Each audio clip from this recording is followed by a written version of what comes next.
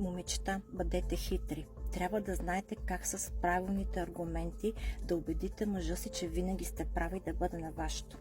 Ето, примерно, имаме два автомобила. Един по-нисък клас и един по-висок клас. Аз убедих мъжа ми, че винаги аз трябва да шофирам по-скъпи автомобил. Сега ще се питате как. Елементарно. Значи, когато той кара по-скъпи автомобил, това за търсачките, то са чупки, то са стойки, ще щупат вратлетата тия момичета, само и само да го видят. И той пък какъвто си ми е хубавец, още един бонус. Не може така. Когато кара по-евтиния, нямаме такива проблеми. Аз съм спокойна. Както и обратното.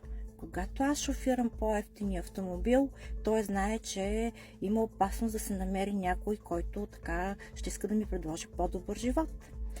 Когато карам по-скъпия, знае, че само като ме видят, се въртат на другата страна. Просто знаят, че няма смисъл. Бъдете умни, момичета, следвайте ме за още съвети.